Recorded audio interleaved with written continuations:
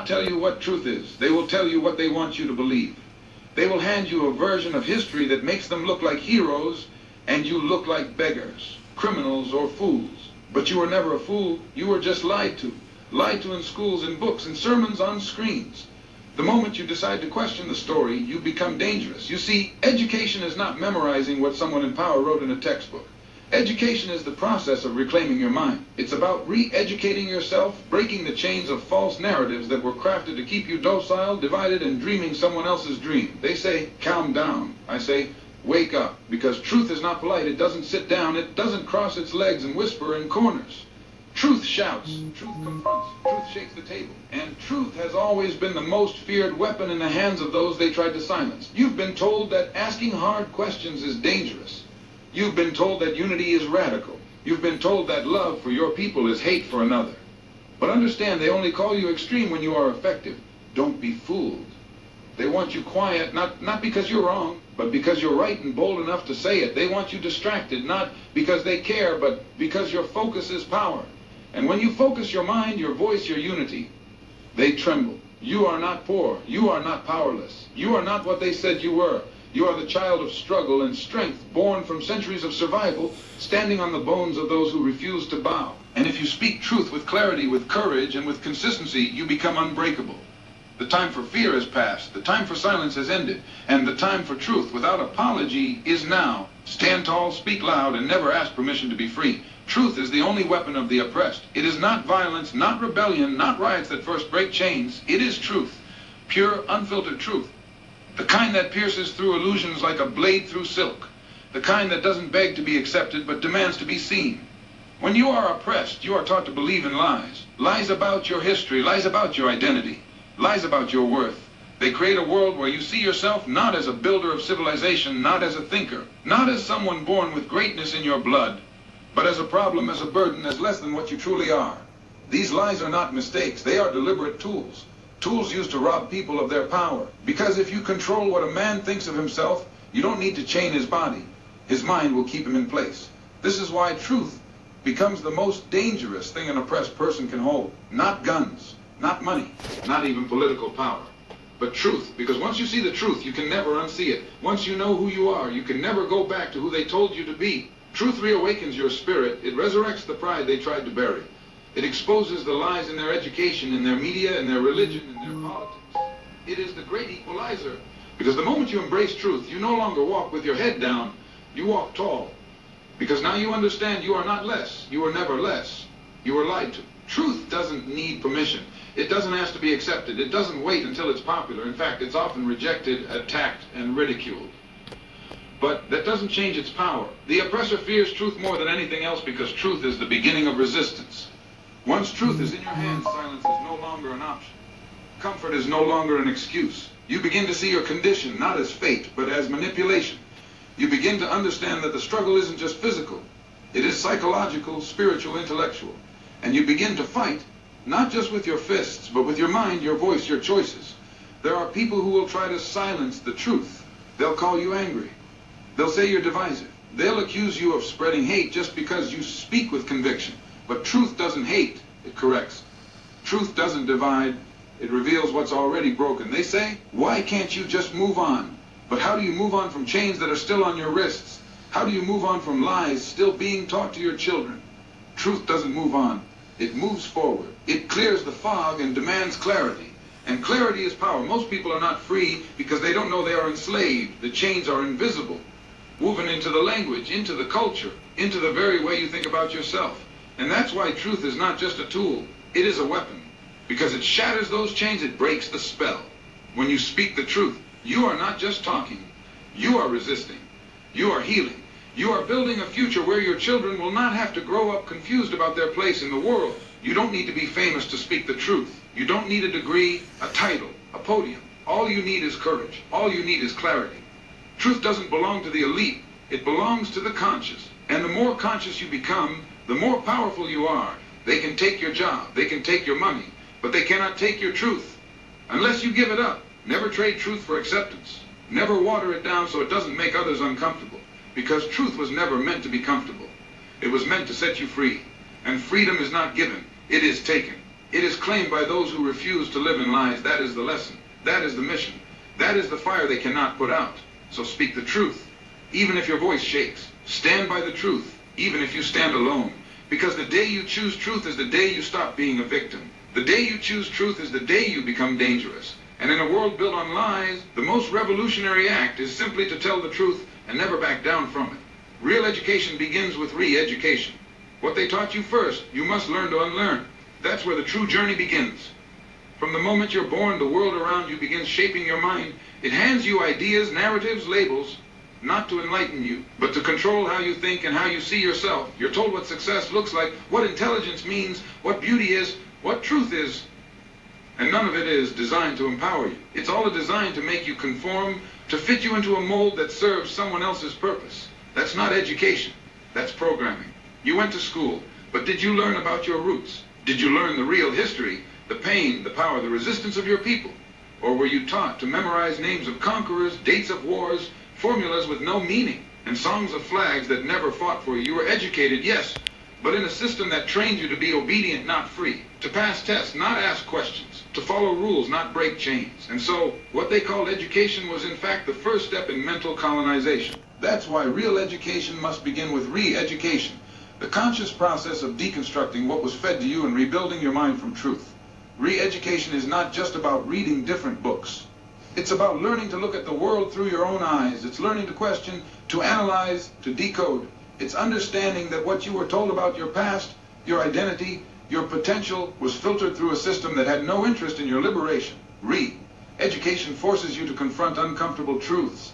It forces you to challenge the voices that raised you, the schools that shaped you, the systems that validated you. It's not easy. It can be painful. But it is necessary.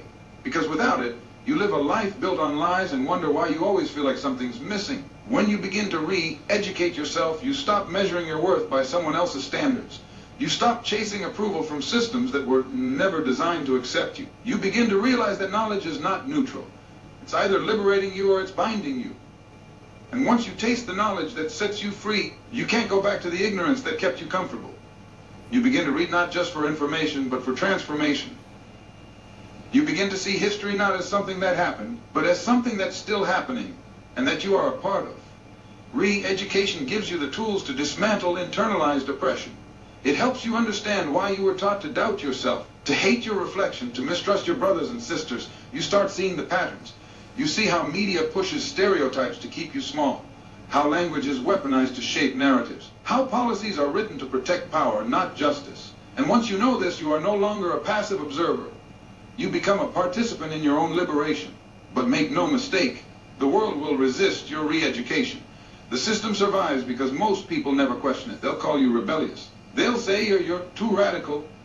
When you begin to teach your children differently, when you begin to reclaim your story, when you stop living according to someone else's design. That's because re-education doesn't just free individuals. It threatens systems. It builds communities. It creates new leaders. It breaks the cycle. And when you are re-educated, you don't just elevate yourself. You begin to teach others. You light a fire in the minds around you. You pass the torch. That's what they fear. Not your money. Not your clothes. Not your status. What they fear is a mind that thinks critically, a voice that speaks truth, a generation that won't be fooled. That's the real revolution. So never mistake schooling for education. Never confuse memorization with wisdom. Don't just study what they told you to. Study what they told you to ignore. Read the books they banned. Ask the questions they avoid. Learn the history they erased. Know your own story in your own voice from your own people. Because when you do, you'll walk differently. You'll speak with purpose. You'll live with clarity. This is not about arrogance. It's about awakening. When you are truly educated, you don't walk with superiority, you walk with responsibility. You understand the value of your voice, the weight of your choices, the power of your presence. You become more than a product of your environment. You become the architect of a new reality. And that begins with re-education. Not someday, not later. Now, you can't free the body until you free the mind. Chains on the wrists are only half the story. The real prison lives inside the head. That's why so many walk free, yet still live like captives. They're told they're free, but they still think with the logic of their oppressors. Still believe the limits placed on them. Still carry the fear passed down from generations who were punished for standing tall. Until that fear is confronted, until that lie is uprooted, you'll never truly be free. Because freedom is not simply the absence of shackles. It is the presence of power, of clarity, of self-possession. And that can only come from mental liberation. They taught you to doubt yourself before you could even read. Taught you to trust their version of success. Taught you to look in the mirror and not love what you see. They made you question your own culture, your own language, your own voice. They filled your mind with noise and called it knowledge.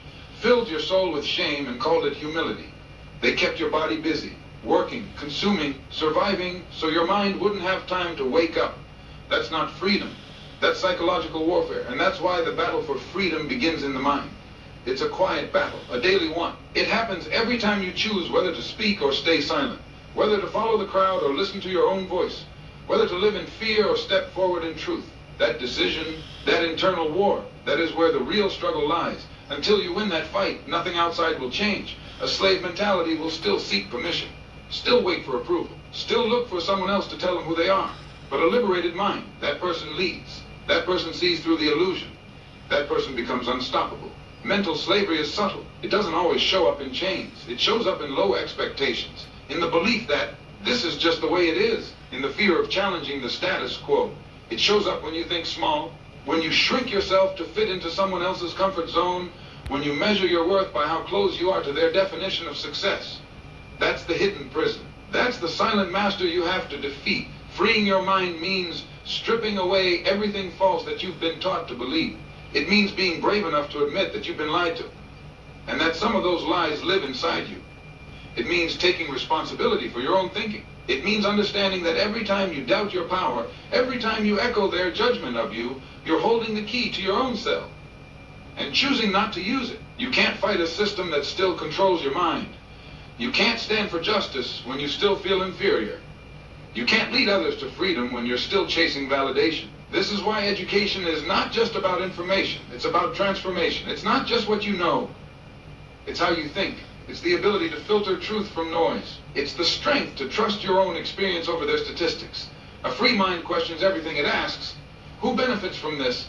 It sees the manipulation in media, in politics, in language. It sees how entire systems are designed to keep you tired, divided, and misinformed. Because a confused mind is easy to control. But a clear mind? That's a threat. That's a leader. That's a warrior. When your mind is free, you don't just change your life.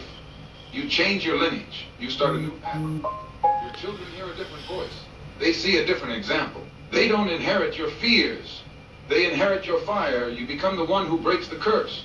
And that's the true meaning of freedom, not just that you walked out of the cage, but that you built a door for those coming after you. So don't just fight for rights. Fight for your mind. Don't just march for justice. March for truth within yourself.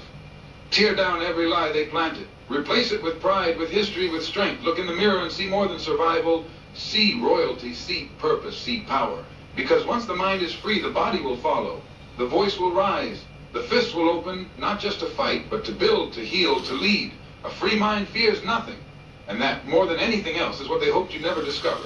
But now you know. Now you see. And now it's your time to walk in that truth boldly, completely, without apology. It's not hate to oppose injustice. That's the lie they've always told to silence those who refuse to bow. The moment you stand up and say, this is wrong, they try to make you feel guilty. They twist your passion into anger. They label your truth as hostility. They call your demand for dignity an attack. But let's be clear, it is not hate to call out what is evil. It is not hate to speak when you've been silenced. It is not hate to demand fairness, equality, and respect. If anything, it is hate to stand by and watch injustice happen without saying a word. That is the real hatred. Indifference in the face of suffering. When you see a people being oppressed and you raise your voice, that is love, that is courage. That is the highest form of loyalty to truth. They want you to believe that being nice is more important than being just. That being quiet is more honorable than being honest. But silence in the face of injustice is not peace. It is betrayal. The greatest movements, the most righteous revolutions, the most powerful leaders did not sit down and wait politely. They spoke with fire. They stood with strength. They made people uncomfortable. Because truth is supposed to shake you awake. You are not extreme because you see what others pretend not to. You are not radical because you refuse to let pain be normalized. You are not hateful because you expose the systems that keep your people at the bottom. That is not hate. That is moral clarity. You cannot love your people and stay quiet while they suffer. You cannot claim justice while protecting the comfort of the unjust. They want you to play along. To keep things peaceful on the surface while injustice festers beneath. But peace without justice is not peace. It is submission. It is oppression in disguise. You must learn to separate truth from tone. Just because truth is spoken with power doesn't mean it's hateful. You don't owe softness to systems that are built on violence. You don't need to speak gently to people who crush others without mercy.